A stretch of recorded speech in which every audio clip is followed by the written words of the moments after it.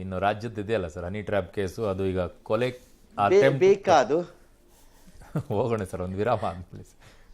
ನೀವು ಹೇಳದಂಗೆ ಸರ್, ಯಾಕಂದ್ರೆ ಅವ್ರು ದಿನ ಹೇಳಿ ನಿಮಗೂ ಸಾಕಾಗಿರುತ್ತಿಲ್ಲ ಸರ್ ಅವ್ರ ಬಗ್ಗೆನೆ. ಸಾಕಾಗಿದೆ ಅನ್ಸತ್ ನನಗೆ ಸರ್ ಯಾಕೆ ಗೊತ್ತಾ, ಸರ್ ಬರೀ ಟ್ರ್ಯಾಪ್ ಬಗ್ಗೆನೇ ಮಾತಾಡ್ತೀವಿ, ಹನಿ ಮಾತ್ರ ಅವ್ರು ತಿನ್ಕೊಂಡು ಓಡಾಡ್ತಿರ್ತಾರೆ ಎಲ್ಲ ಕಳ್ಳರು. ನಾವು ಟ್ರ್ಯಾಪ್ ಆಗಿ ಒದ್ದಾಡ್ತಿದೀವಿ ಡೆಮಾಕ್ರಸಿನಲ್ಲಿ. ಪ್ರಜಾಪ್ರಭುತ್ವದಲ್ಲಿ ಟ್ರ್ಯಾಪ್ ಆಗಿರೋದು ಯಾರು? ನಾನು. ಹನಿ ಯಾರಿಗೆ ಸಿಕ್ತು? ಅವ್ರಿಗೆ. ಹಂಗಾಗಿ ನಮಗೆ ಯಾಕೆ ಬೇಕ್ರಿ?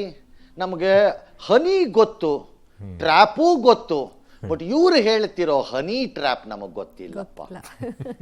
ಸರಿ ಸರ್, ಓಕೆ, ಒಂದು ವಿರಾಮ ತಗೊಳ್ತೀವಿ. ಆಮೇಲೆ ಒಂದು ಹೆಣ್ಣು ಮಗಳ ಜೊತೆ ಈ ರೀತಿ ನಡೆದಿತ್ತು ಅನ್ನೋದು ಹನಿ ಟ್ರ್ಯಾಪೇ ಯಾಕಾಗಬೇಕು?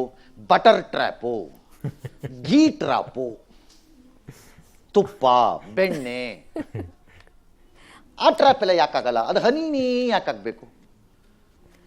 ಹೆಣ್ಣನ್ನ ಜೇನು ಹನಿಗೆ ಹೋಲಿಸ್ತಾರಲ್ಲ ಸರ್, ಅದಕ್ಕೆ ಹಾ ಹೆಣ್ಣನ್ನ ಜೇನು ಹನಿಗೆ ಪಂಚಾಮೃತದ ಟ್ರ್ಯಾಪು ಅಂತ ಯಾಕಾಗಲ್ಲ? ಹನಿ ಟ್ರ್ಯಾಪ್ ಎಲ್ಲ ಹನಿನೇ.